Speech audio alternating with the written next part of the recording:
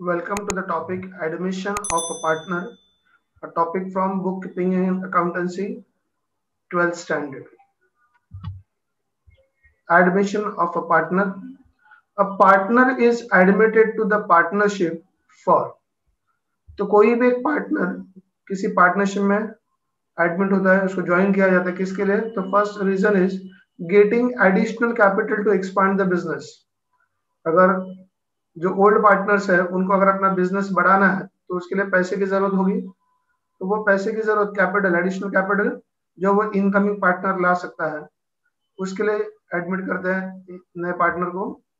या फिर to get advantage of skill, expertise, goodwill of incoming partner. जो नया पार्टनर जिसको हम लोग पार्टनरशिप में एडमिट करने वाले हैं उसके पास कोई स्पेशल स्किल है, एक्सपर्टाइज, नॉलेज है, या फिर मार्केट में उसका गुडविल है जिसकी वजह से हमारा बिजनेस बढ़ सकता है।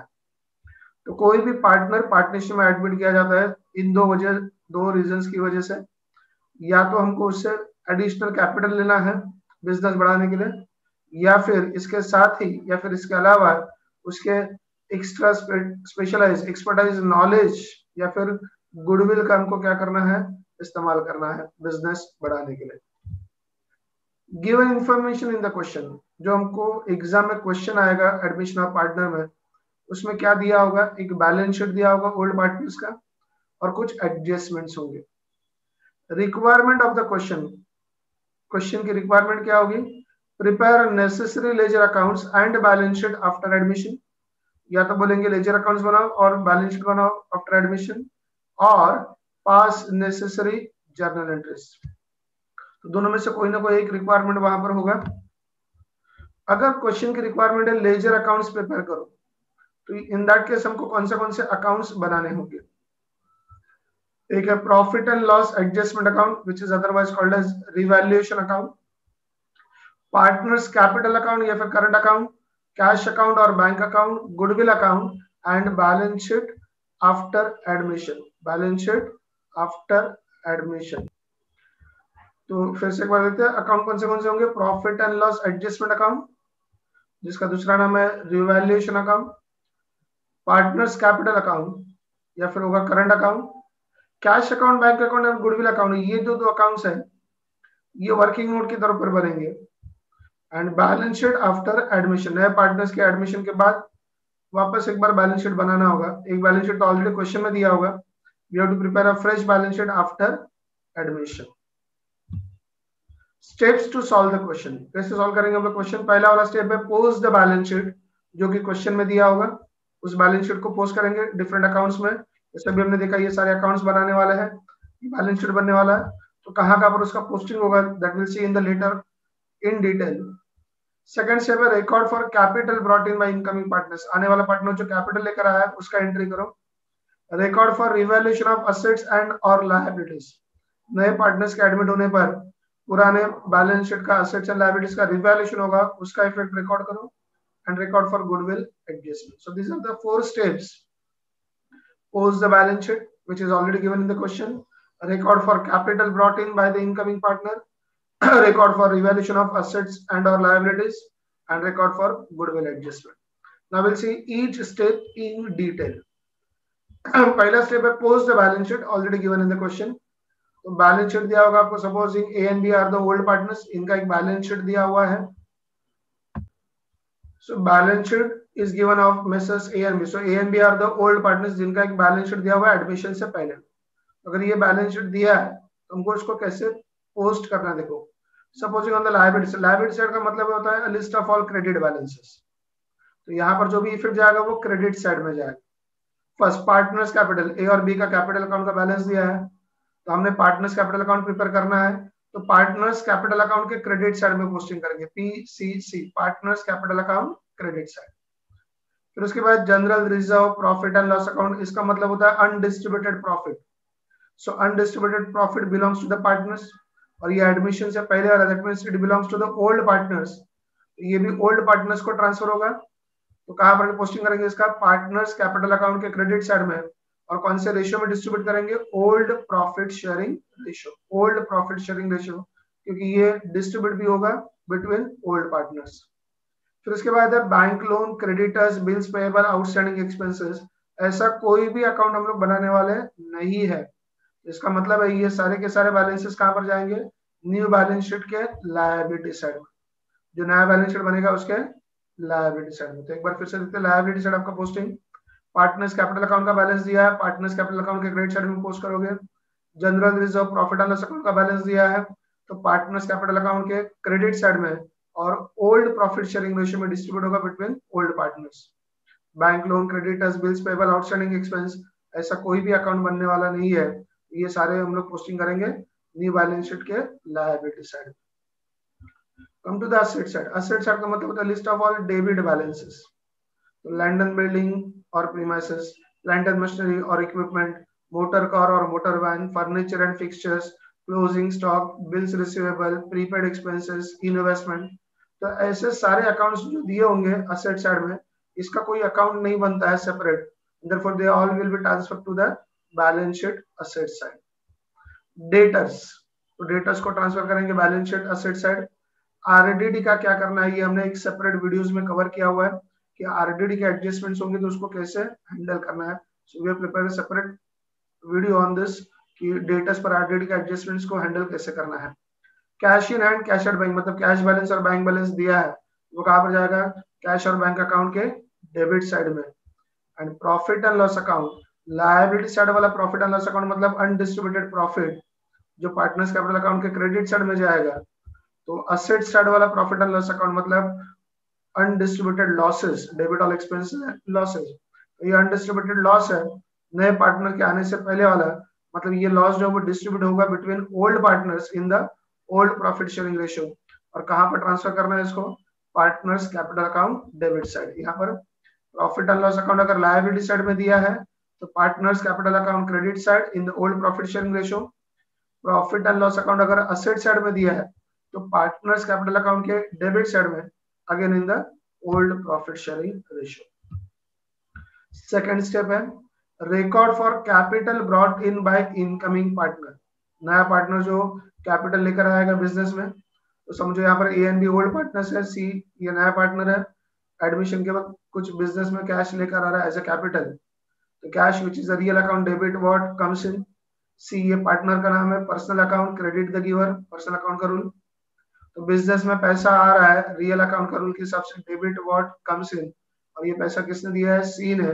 सी which is a personal account as per the rule credit the giver. तो हमारा एंट्री बनेगा जर्नल एंट्री कैश और bank account debit to C's capital.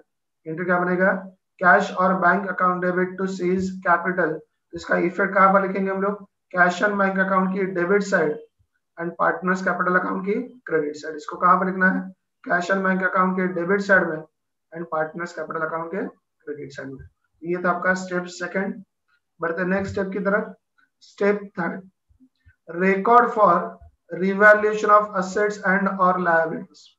तो जैसे नया पार्टनर एडमिट होगा बिजनेस में, कुछ पैसा लेके आने वाला है, तो डेफिनेटली वो चाहेगा कि पुराने बैलेंस शीट में जो असेट्स एंड लायबिलिटीज दिखा है उसका सही वैल्यूएशन हो। So on admission of new partner, assets and liabilities are revalued and any profit or loss due to such revaluation is shared by the old partners in their old profit sharing ratio. ये जो revaluation होने वाला है उसके बाद जो भी profit होगा या फिर लॉस होगा वो डिस्ट्रीब्यूट होगा किसके बीच में, बिटवीन ओल्ड पार्टनर्स, और कौन से रेशियो में, ओल्ड प्रॉफिट शेयरिंग रेशियो। तो टोटल मिलाकर 4 टाइप के एडजस्टमेंट्स होंगे। इंक्रीज इन असेट्स, अगर असेट बढ़ता है तो क्या होगा, पहले तो असेट में ऐड करेंगे और ये प्रॉफिट है इसलिए रिवैल्यूएशन अकाउंट के क्रेडिट साइड में। रिवैल्यूएशन अकाउंट जो कि नॉमिनल अकाउंट है, credit all income and gains. Asset का वैल्यू कम होता है, आपके प्रॉपर्टी का वैल्यू कम होता है मतलब लॉस हो गया, पहले तो लेस फ्रॉम असेट, असेट में से लेस करेंगे, रिवैल्यूएशन अकाउंट की debit side. Increase in liability, कर्जा बढ़ रहा है, कर्जा बढ़ रहा है तो पहले तो लायबिलिटी में ऐड करेंगे और कर्जा बढ़ रहा है हमारा लॉस हो गया, रिवैल्यूएशन अकाउंट की debit side. Decrease in liability, हमारा कर्जा कम हो रहा है तो पहले effect less from liability, liability में से कम करेंगे और कर्जा कम हो गया, ये हमारा प्रॉफिट हुआ, रिवैल्यूएशन अकाउंट की क्रेडिट साइड।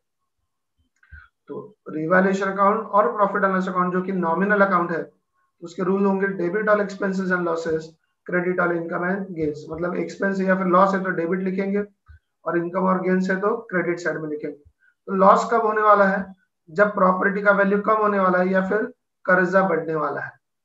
जब प्रॉपर्टी का वैल्यू कम होने वाला है या फिर कर्जा बढ़ने वाला है तो लॉस होगा, तो रिवैल्यूएशन अकाउंट की डेबिट साइड में लिखेंगे। और जब प्रॉपर्टी का वैल्यू बढ़ने वाला है या फिर कर्जा कम होने वाला है तो प्रॉफिट होगा, तो रिवैल्यूएशन अकाउंट के क्रेडिट साइड में लिखेंगे। तो असेट कम होता है या फिर कर्जा बढ़ता है तो डेबिट साइड, असेट बढ़ता है या फिर कर्जा कम होता है तो रिवैल्यूएशन अकाउंट क्रेडिट साइड। तो ये आपको हो गया स्टेप नंबर 3। बढ़ते नेक्स्ट स्टेप की तरफ, step number 4, record for goodwill adjustment. अभी ये काफी इंपॉर्टेंट, थोड़ा लेंदी है, आपको ध्यान से समझना है। Part A, first, when new partner brings his share of goodwill in cash and it is retained in business. जब नया पार्टनर उसका गुडविल का शेयर बिजनेस में कैश में लेकर आने वाला है और ओल्ड पार्टनर्स उसको बिजनेस में ही रखेंगे, तो पहला एंट्री होगा कैश और bank account debit to goodwill, जो गुडविल लेकर आया उसका एंट्री पास करेंगे। और दूसरा goodwill account debit to A's capital to B's capital, मतलब ये ओल्ड पार्टनर्स को ट्रांसफर करेंगे उनके सैक्रिफाइस रेशियो में। Being goodwill distributed between old partners in sacrifice ratio.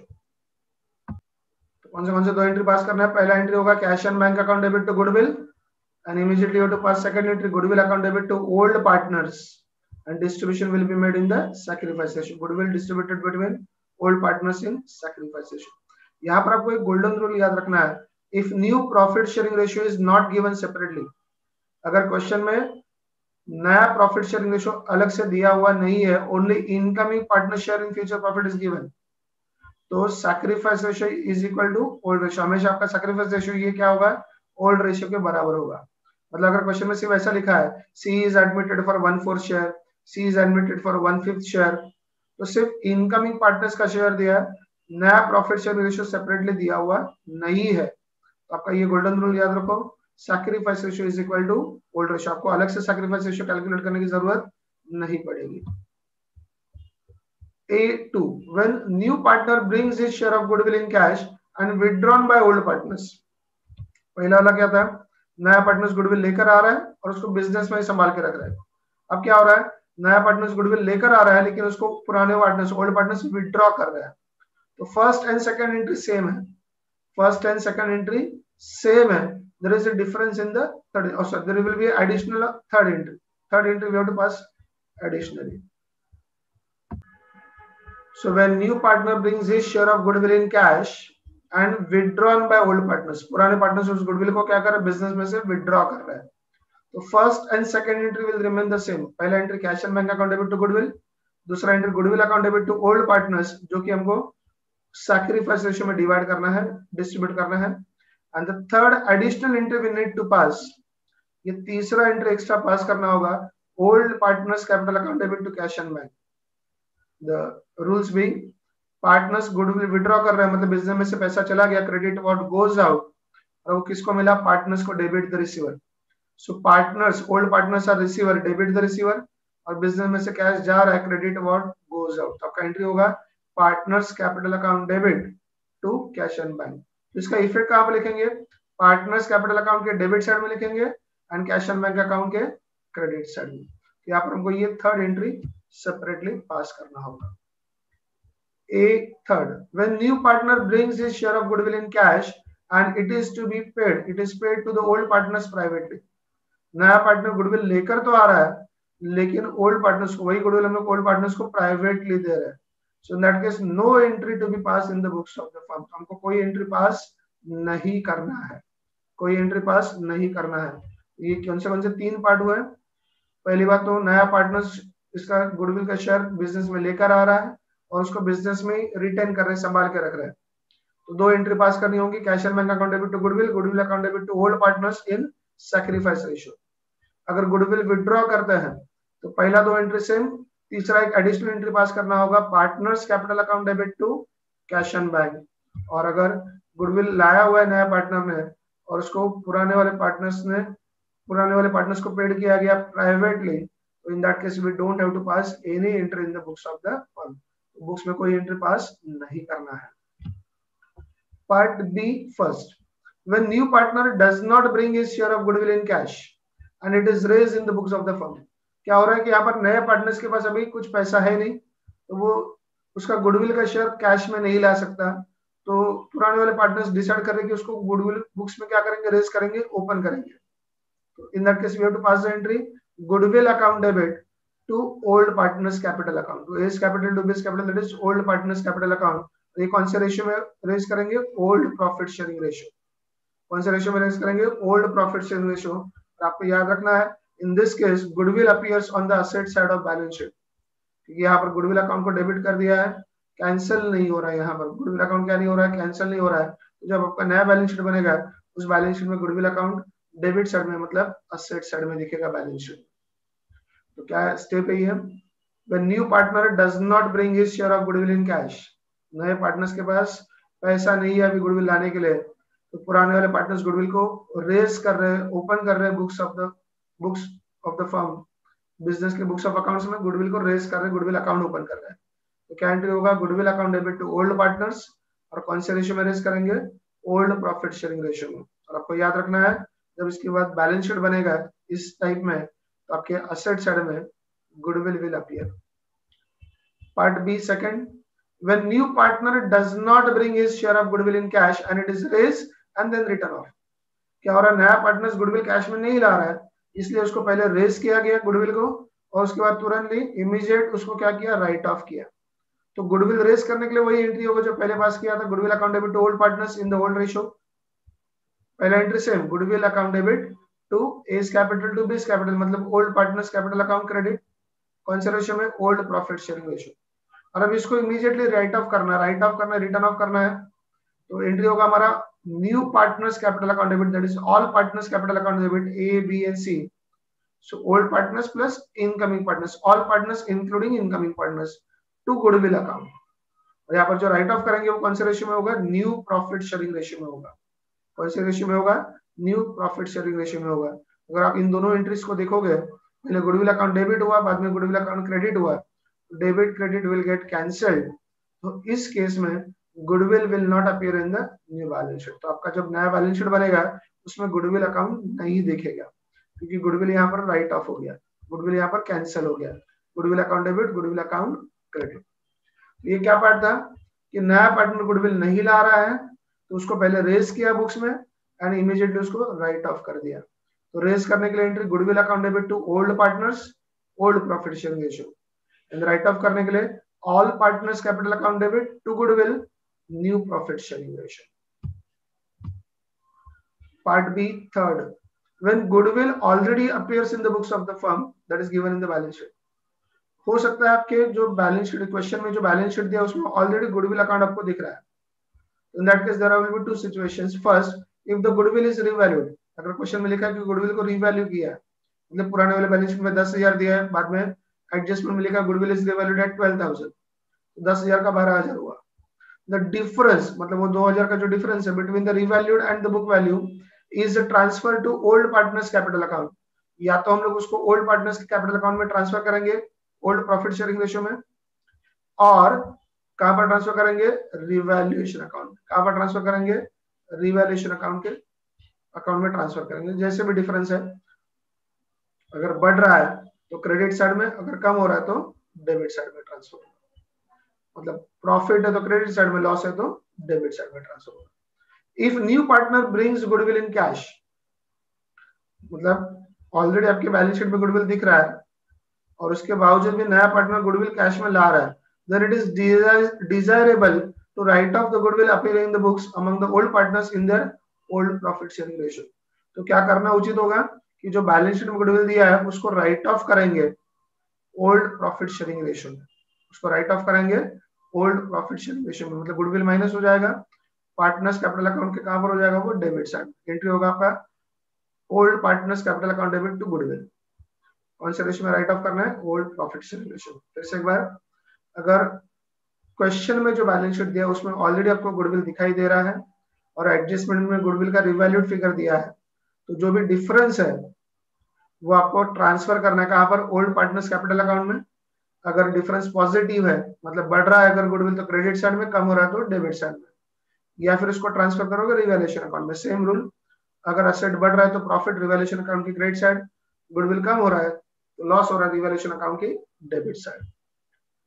अगर गुडविल ऑलरेडी दिख रहा है आपको बैलेंस शीट में और उसके बावजूद भी नया पार्टनर गुडविल ला रहा है कैश में, तो इन दैट केस जो बैलेंस शीट में गुडविल दिख रहा है, फर्स्ट ऑफ ऑल उसको क्या कर दो, राइट ऑफ कर दो।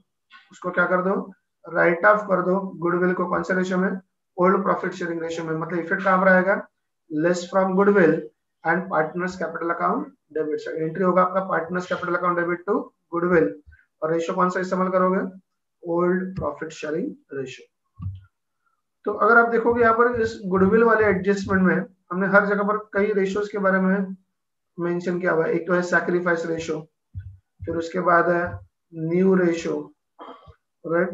तो ये रेशियोज कैसे कैलकुलेट करने हैं, तो calculation of ratios, supposing A and B sharing profits and losses in the ratio of 3:1।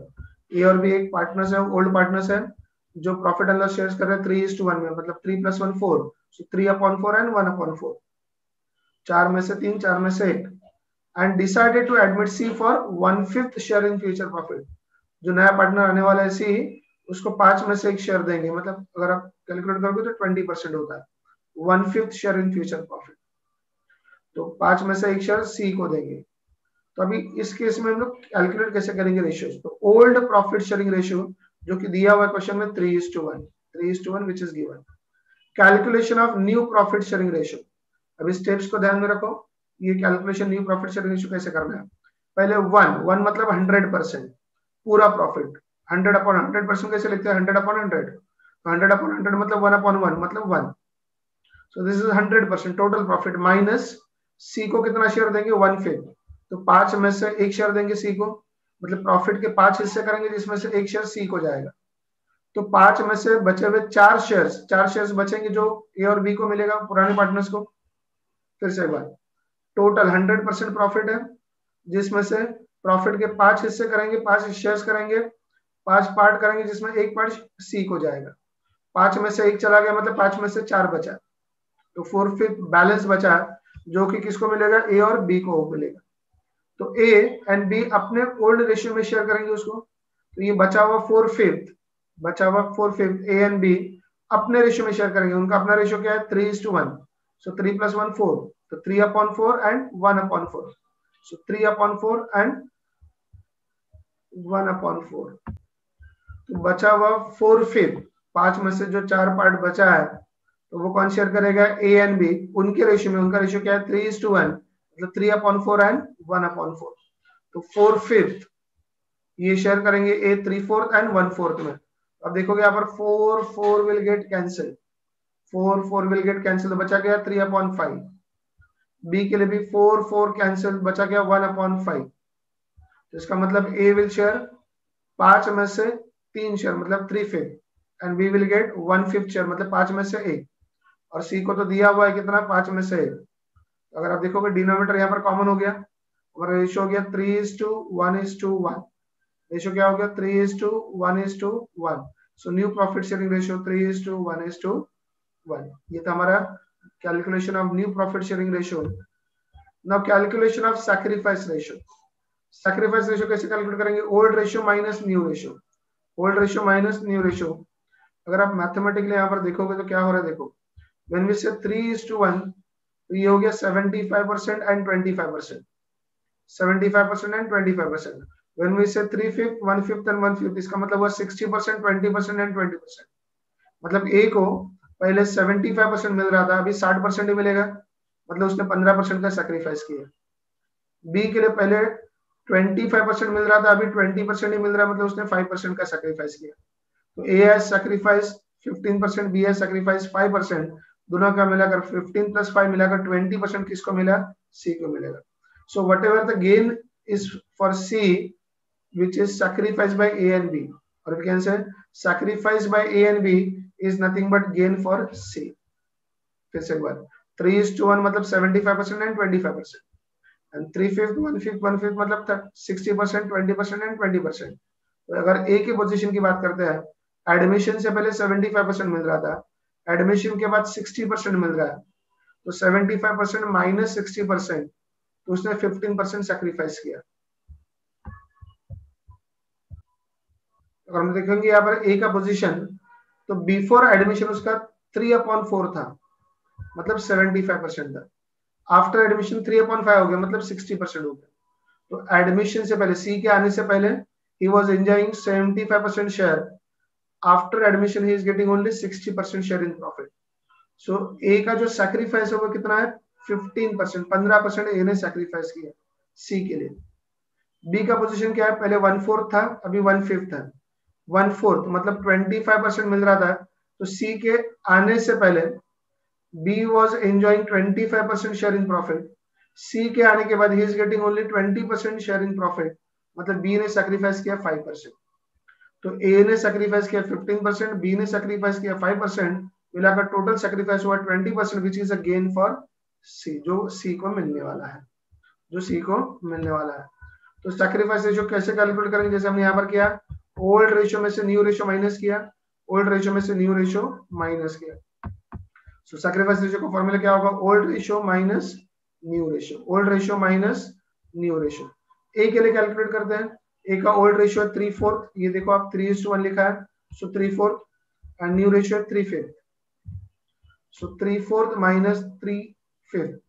तो डिनोमिनेटर देखो 4 and 5 है, उसको कॉमन करने के लिए मल्टीप्लाई करेंगे, 4 मल्टीप्लाइड बाय 5, तो cross multiply 5 multiplied by 3 15, 4 multiplied by 3 that is 12, so 3 5s are 15, 3 4s are 12, 15 minus 12 that is 3, denominator is 20। B के लिए क्या पोजीशन है, old ratio 1/4, new ratio 1/5, old ratio is 1/4, new ratio is 1/5, 4 5s are 20, denominator common करेंगे 20, मतलब इसको 5 से multiply किया है तो इसको भी 5 से मल्टीप्लाई करेंगे न्यूमरेटर को, सो 1 मल्टीप्लाइड बाय 5, इस 5 को 4 से मल्टीप्लाई किया तो इस न्यूमरेटर को भी 4 से मल्टीप्लाई करेंगे, सो 1 मल्टीप्लाइड बाय 4, तो 5 minus 4 that is 1, denominator is 20, तो न्यूमरेटर का हमारा रेशियो बन गया 3:1 is the sacrifice ratio, 3:1 is the sacrifice ratio, 3:1 is the sacrifice ratio। हमारा वहां पर गोल्डन रूल बन गया। देखो गोल्डन रूल क्या है कि अगर किसी क्वेश्चन में separately new profit sharing ratio नहीं दिया है, सिर्फ इनकमिंग पार्टनर्स का शेयर दिया है, आने वाले पार्टनर्स का शेयर दिया है, तो आपका जो ओल्ड रेशियो है और सैक्रिफाइस रेशियो है वो सेम होगा।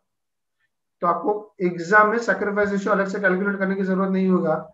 कब ऐसा, when new separate new profit sharing ratio is not given, only incoming share in future profit is given.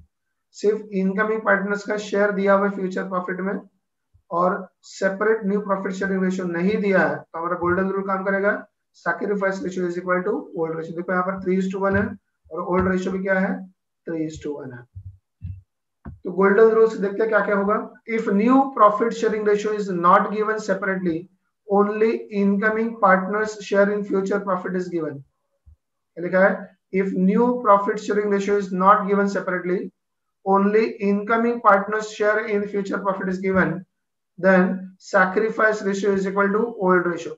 याद रखो एग्जाम में ऐसा लाइन आएगा, A and B sharing profits and losses, उनका कुछ रेशियो दिया होगा, and decided to admit C for 1/5, 1/6, 1/4, कोई भी share 1/4, 1/5, 1/6 share in future profit, तो सिर्फ इनकमिंग पार्टनर्स का शेयर दिया है, न्यू प्रॉफिट शेयरिंग रेशियो दिया हुआ नहीं है, so in that case sacrifice ratio is equal to old ratio. If new profit sharing ratio is given separately, then calculate the sacrifice ratio by the formula sacrifice ratio is equal to old ratio minus new ratio। मतलब अगर exam में ऐसा लिखा है A and B sharing profits and losses in the ratio of 3:1, and after admission of C they will share the profit in the ratio of 2:1:1, 3:2:1, ऐसा कुछ भी लिखा होगा new profit sharing ratio, separate new profit sharing ratio दिया है तो हमको sacrifice ratio calculate करना होगा old ratio minus new ratio. And third, if sacrifice ratio is given, then calculate new profit sharing ratio by the formula new profit sharing ratio is equal to old ratio minus sacrifice ratio, old ratio minus sacrifice ratio। इन तीनों में से ये पहला वाला आपको ज्यादा याद रखना है कि अगर क्वेश्चन में new profit sharing ratio separately दिया नहीं है, सिर्फ इनकमिंग पार्टनर्स का शेयर दिया है, तो sacrifice ratio is always equal to old ratio, is always equal to old ratio. Hope you have understood this theory part of admission of partner very nicely। फिर आने वाले वीडियोस में हमने detail में डिस्कशन किया हुआ कैसे क्वेश्चन को सॉल्व करना है, एडजस्टमेंट पर सेपरेट वीडियोस कवर किया हुआ है। Thank you very much.